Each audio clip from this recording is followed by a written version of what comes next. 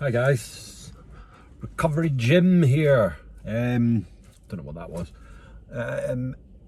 Yeah, we had our CA Zoom meeting last night, and we're doing. I think I've spoken about it before. We're doing the back to basics, so we worked through the steps. Now, there was something because myself and John were doing it and doing the readings, and it was just something that hit me, and it's hit me before, and it talks about the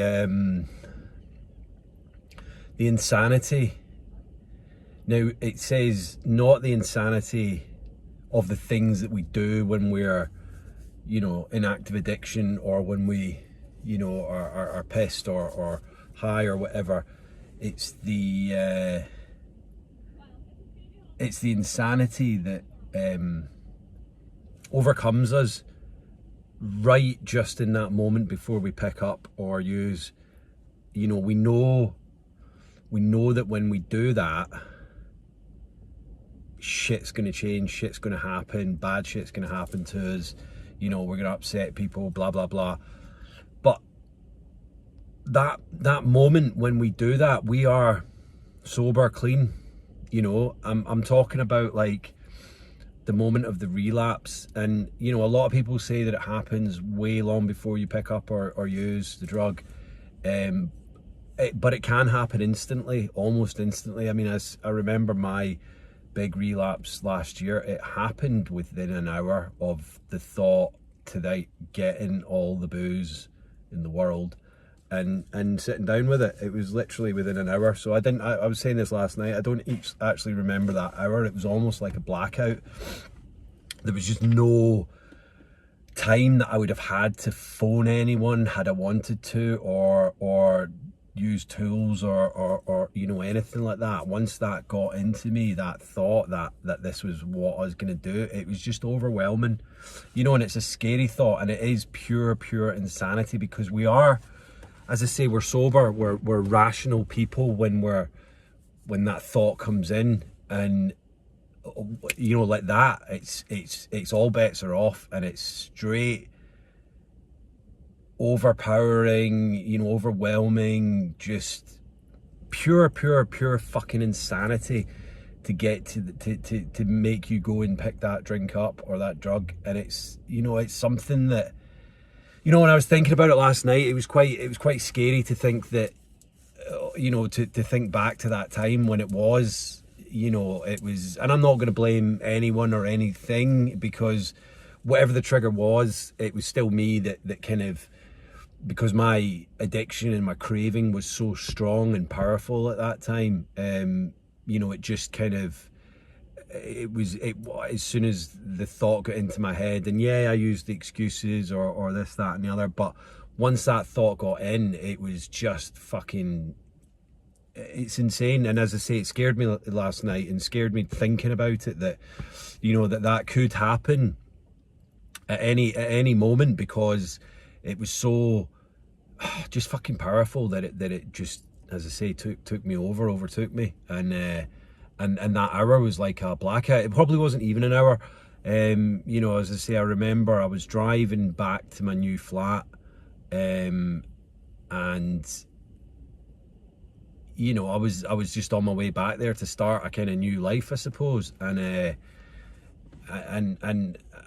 as soon as I got in there, or whenever the thought just started, that was it. I dumped the stuff that I'd picked up, and then drove down to the shop, and bought a litre bottle of vodka, about 12 beers, and I also bought, I think I've said this before, I bought some non-alcoholic beer just in case anyone came round, and then I could say, oh yeah, smell the booze, oh I'm just drinking, and I had one open by the kitchen, the front door, in case the door we were in lockdown, no one was fucking coming round, man, but it was like, I still had the rationale to think that way, instead of the rationale to think, why are you doing this, Jim? That's what kind of scares me, that I was clearly thinking straight. It wasn't like the day or the day after, the next day, the day, a week down the line, when I was just fucking, you know, withdrawing and shaking, got the DTs and fucking whatever, and needed the booze to kind of function. I wasn't like that at that point. At that point, I was 45 days clean and sober. So, you know, how did that thought get there? I mean, you know, I'm hoping that my 6+ months under the belt is making that easier. That if that ever does come back onto me again, you know, it's like, yeah, you know, I'm trying to, sorry, I'm a lot of these videos I think are me kind of just trying to put, you know, I think I've said it before, I don't ever, you know, make notes or bullet points or anything when I do these. This is all just kind of, you know, comes from my brain, my mouth, my heart. So I guess it's a kind of me just kind of trying to work the thoughts out in my head by doing this. So yeah, I mean, it is kind of worrying, but I think that I've got the tools, the knowledge, the experience, the wisdom maybe now to kind of to know that, yeah, that's not going to happen. Because when it did happen, it was, as I say, all bets were off, and it's you don't care about anything or anyone. It's literally just getting that drink or that drug, and that's all you can think of. So it's yeah, it's, as I say, yeah, all bets are off, and you don't care the consequences, and you don't think about what you're going to do to upset people. You know, I knew in my head at the time, oh, I do this, you know, I'm going to upset my mum, my ex, my friends, my brother, you know, his girlfriend. All these people are going to get upset when I do this. But I suppose the first initial thought is, no one will find out because I'll be clever this time. This time no one will know because it's just a one little thing. I feel like doing it this one time, one last little fucking hurrah, and then I'll be fine. And that's the initial thought. But then the secondary thought, I suppose, is, well, when's that ever worked before? But you don't think like that. You just think, well, they're not going to find out, and you have that first drink, and then it's like, well, I don't care if they find out now because I'm happy. How long are you happy for? Fucking an hour, 2 hours, maybe the entire night or day or whatever. But that went on for 3 months after that day. I think it was either the 29th, the 30th, or it was one of those 2 days, yeah, when I moved into the flat, and then I didn't really stop until August, 19th of August, when it's my sober date. So yeah, so that was a long fucking time, and it you know, just from one little drink, man. I mean, obviously I didn't think I was just going to have one drink, because I went and bought a litre bottle of vodka and 12 cans, but I suppose in my head I thought, I'll need this for tomorrow and whatnot. I think I drank the majority of it that day, that night, because I think I got back to my flat maybe about 3-4 o'clock or something.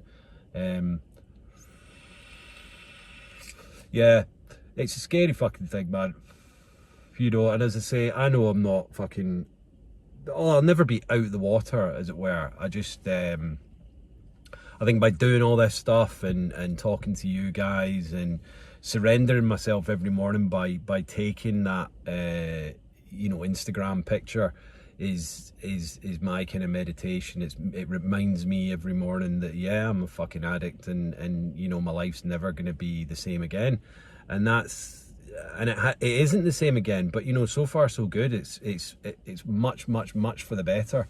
And I know I've you know, I've got a few friends that are really struggling at the moment, and I just hope that me kind of trying to put my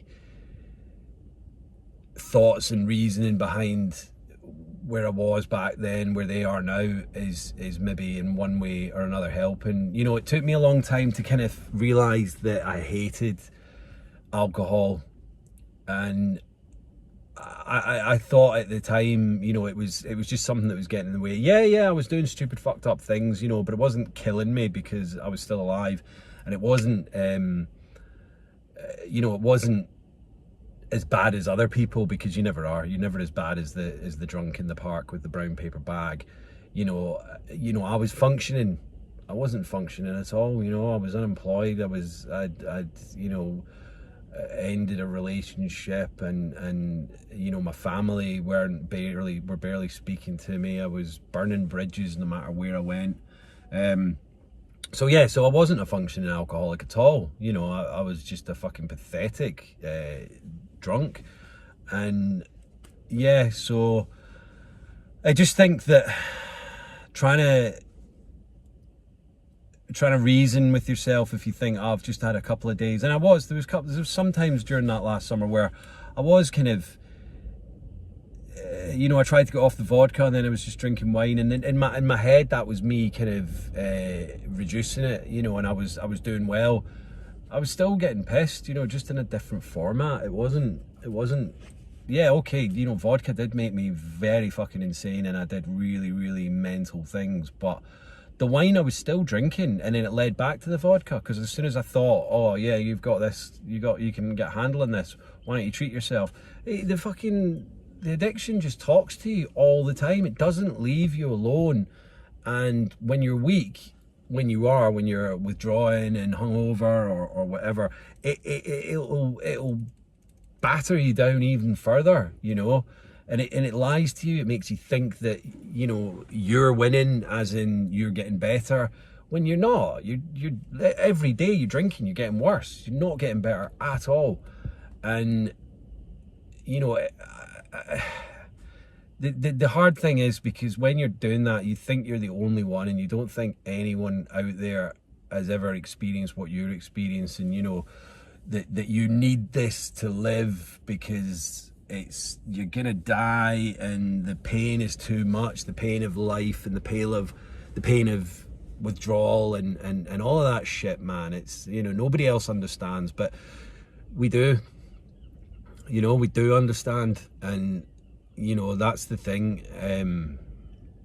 You never turn your back on the addiction, because it's always there. You've got to constantly be fucking facing up to it, and it gets easier. It does. It's not ever going to go away, but it does get easier because you become stronger. That's what it's about. Fucking strength, hope, and unity. You know, we're all here, we're all helping, and I would never turn my back on anyone that's struggling, because fuck, if people had turned their back on me, I wouldn't be Recovery Jim, you know. I'd be drunken Jimmy, and it's just not a good thing, not where I want to be, you know. I might flip that up, actually. I know I'm Recovery Jim, but Jim was the drinker. I think I'm changing my name to Jimmy. I think it's a bit more fun, not like Fun Bobby, but you know, actual sober Jimmy. I'll still be Recovery Jim, but yeah, I think I'm gonna go with Jimmy these days. Sounds a bit less grim, and Jim seems to remind me of darker times. Plus it's my old man's name, you know. We've got to have a distinction between the two of us. He's Jim, I'll be Jimmy. But yeah, okay. Right, I'm going to show you where I am today. I'm in a little place. Weather's not as good as it has been. We've got a big storm coming in. I'm in a little place called Laxey. There's a big wheel.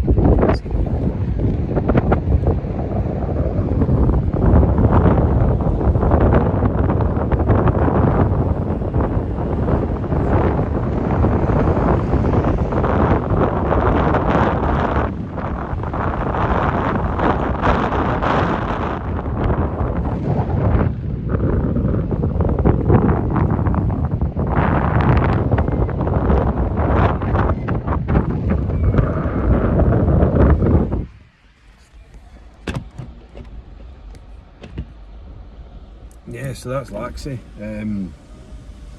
Beautiful day, innit? Yeah, cloudy. People out walking their dogs though, do you know what I mean? It's got to be done. Loads of people about.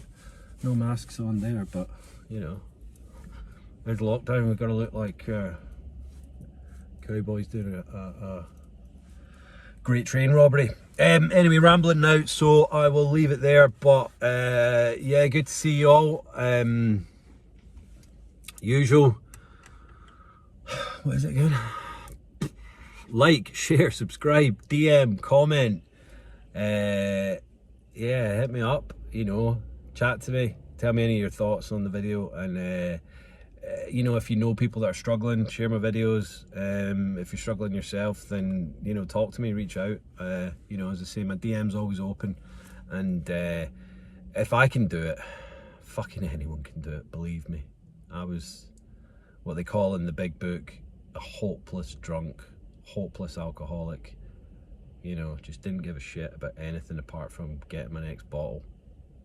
And I didn't have oodles and oodles of cash. It fucking broke as a joke. But weird thing is, we still managed to get it.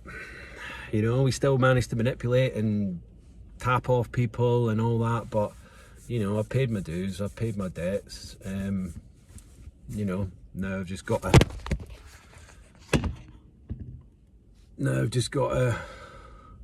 Sort the rest of my days out. So yeah, cool. All right, guys.